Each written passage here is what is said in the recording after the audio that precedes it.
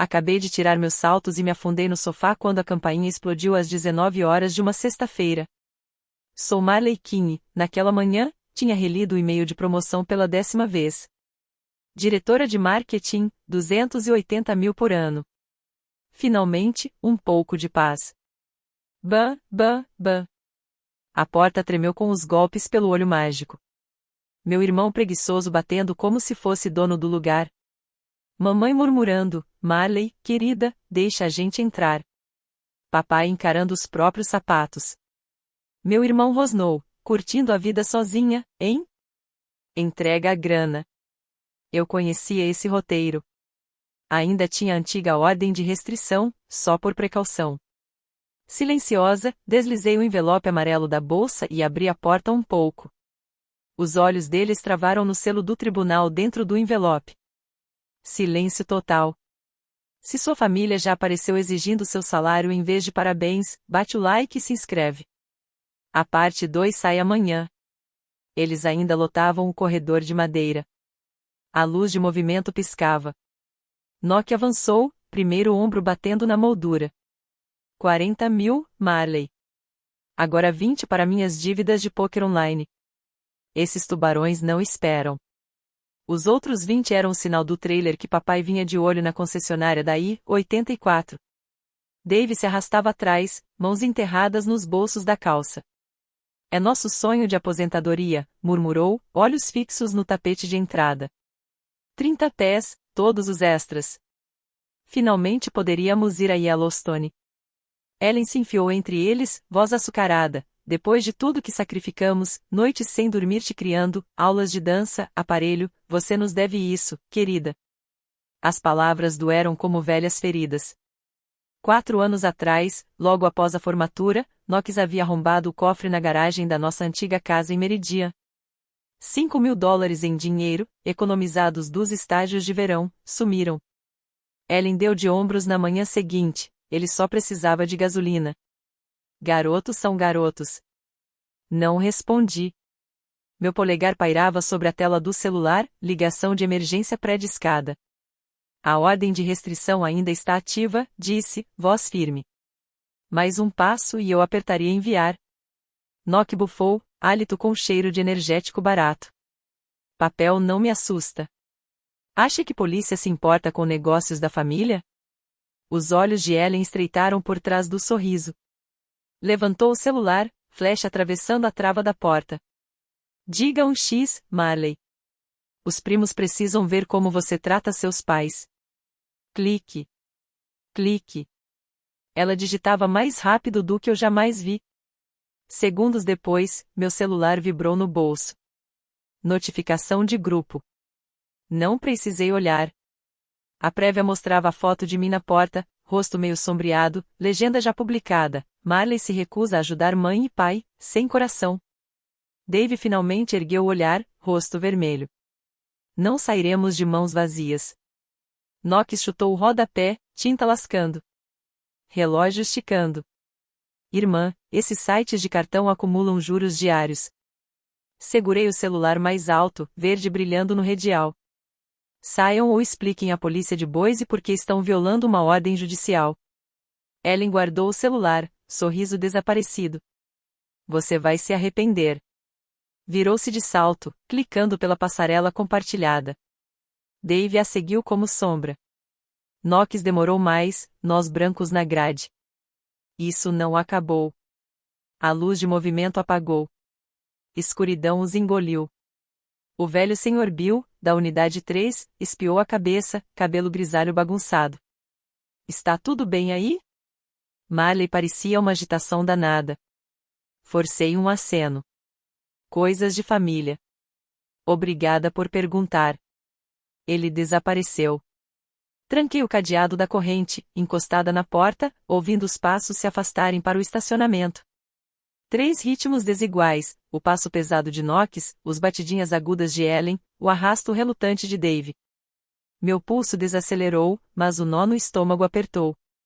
4 anos desde o cofre, desde que saí de casa e prometi distância. Eles descobriram um aumento salarial no LinkedIn. Erro estúpido.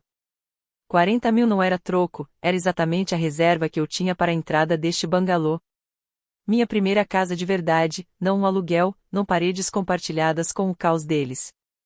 Coloquei o celular na mesa da entrada, ainda aberto no 911.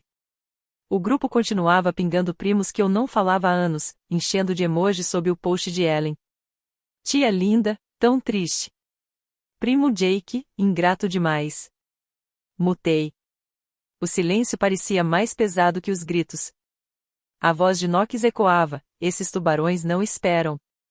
Sempre apostando, começando com fantasy futebol no ensino médio, avançando para sites offshore aos 25. Ellen justificava tudo. Dave só queria o trailer para fugir das discussões e das contas atrasadas. Andei até a cozinha, servi um copo d'água, mãos finalmente firmes. O silêncio do bangalô me envolvia, tábuas frias sob os pés descalços, o leve cheiro da vela de lavanda que eu acendera de manhã. Meu espaço, minhas regras. Mas a foto estava lá fora, a cobrança era pública, e Knox nunca blefava quando havia dinheiro em jogo. Deixei o copo sobre o balcão, intocado. Amanhã o escritório veria o efeito, Sawyer já seguia metade da família nas redes. Victor odiava distrações. Formulários de RH me esperavam na caixa de entrada como minas terrestres. Eles achavam que 40 mil consertariam a bagunça. Estavam errados, mas não tinham desistido. Na segunda de manhã meu celular vibrou. Mensagem do avô George, sua mãe mandou uma foto. Diz que você não quer dar dinheiro. Explique, garota. George sempre foi minha âncora, o pai do meu pai, 78 anos com mãos marcadas de décadas mexendo em motores na velha oficina Ford da Fairview, ele me deixava passar as ferramentas e me ensinou torque antes da álgebra. Quando Ellen me punia por responder, ele me levava escondido a Dairy Queen. Liguei para ele, a voz rouca de anos de graxa atendeu. Netinha, ela está deturpando tudo. Pausa. Os sinos de vento na varanda tilintaram. Estou de fora. Clique. Deixei o telefone com a tela virada para baixo. O grupo explodiu em notificações, empilhando-se como tijolos, o post de Ellen encabeçava, minha silhueta no batente, a trava da corrente brilhando, legenda, filha abandona a paz à beira da execução. Envie orações. Reações jorraram. Prima Mia colocou emoji chorando. Tio Rei, laços de sangue mais fortes que bônus.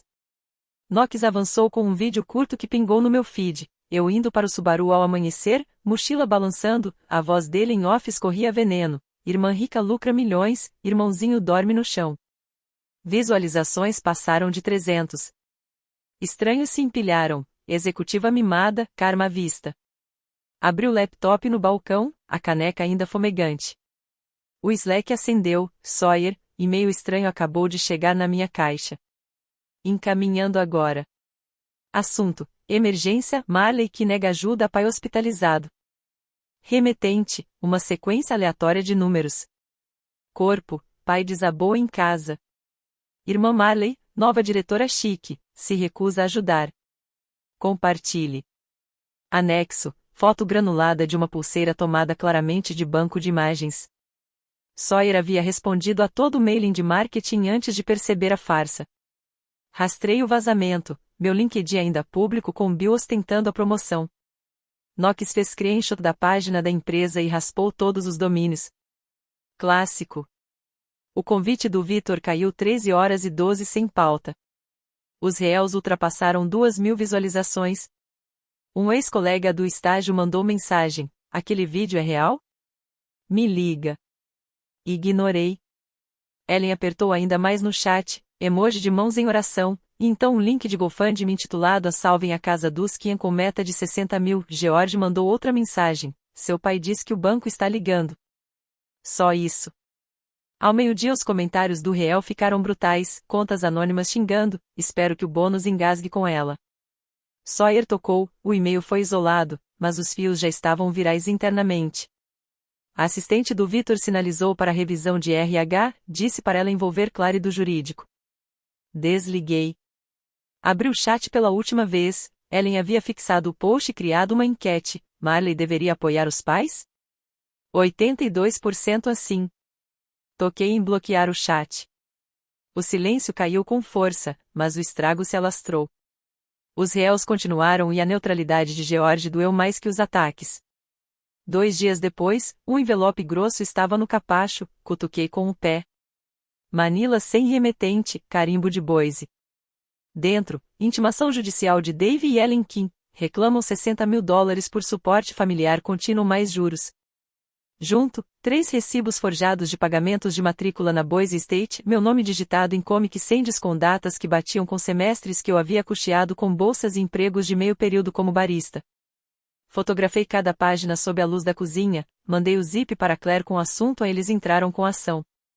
A resposta pingou, esperada descoberta começa agora. Não responda diretamente. Dormi pouco e inquieta. Às 6h12 a câmera da campainha apitou por movimento, verifiquei o app, varanda vazia. Abri a porta. Tinta spray vermelha escorria pelo painel frontal, PAPOR-DAI, escrita em letras serrilhadas. A porta de tela pendia, rasgada, a malha se enrolando como fita. Um post-it grudava no trinco, Maioyan, vietnamita para você vai se arrepender, a mesquinharia de Ellen, direto do círculo de fofocas do salão de unhas. Voltei para dentro, pulsação acelerada, mas audível. Tirei mais fotos e subi tudo para uma pasta na nuvem chamada Evidências. Às 20h, o Sr. Ahov, gerente do bangalô que me guiou pelo contrato há 18 meses, bateu na porta, prancheta calva na mão, avaliando os estragos. Marley, isso viola o código do HOA 14B. 30 dias para reparar ou a diretoria vota pelo não renovamento. Entregou-me a notificação carimbada em vermelho. Assenti, entendi. Boletim policial registrado, segurança já havia chamado. Ele olhou para o grafite, o xerife virá recolher impressões digitais. Clary ligou enquanto eu preparava o café, estão pressionando você a um acordo fora do tribunal. Táticas clássicas antes da mediação. Verti o café na caneca, o vapor turvando meus óculos. Os recibos são ridículos. Meus históricos mostram 0 contribuição dos pais. Perfeito. Vamos contra-atacar com extratos bancários. E mova qualquer coisa sensível para fora do local. Cofre hoje. Dirigi até o First Interstate Bank após o trabalho. O cofre cheirava a metal polido. Caixa 217, meu nome gravado na placa de latão. Coloquei lá os extratos originais de matrícula, cartas de bolsa, o boletim da polícia de Meridian sobre o cofre antigo. Tranquei. Chave na corrente. De volta ao bangalô, removi a tinta com removedor industrial da loja de ferramentas. O vermelho virou rosa, depois listra cinza. A porta de tela precisava de substituição total, pedi online para entrega amanhã. Mensagem do grupo do HOA, atualização de vandalismo, câmeras captaram figura encapuzada às 5h47, sem placa. Vizinhos ofereceram tinta, ferramentas, panelas, aceitei apenas a tinta. O resto foi encaminhado à lista de divulgação do autor. Brochura do trailer de Dave circulada em vermelho, diário de angústia de Ellen, Knox listado como testemunha apesar da arrogância.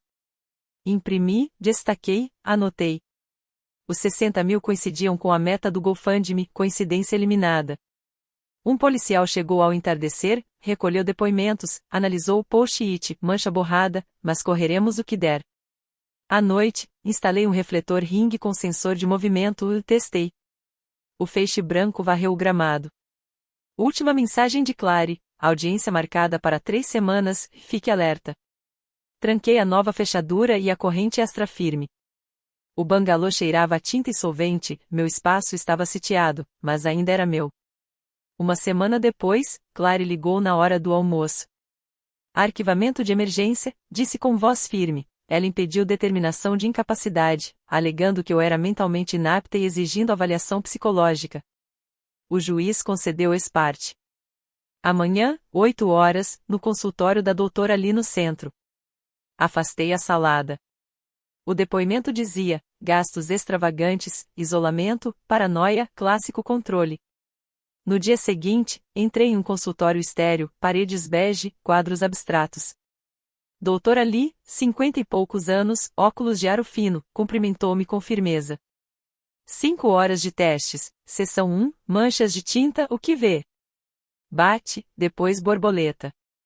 Sem hesitar. Seção 2, Memória, dígitos e listas de palavras, acertei todas.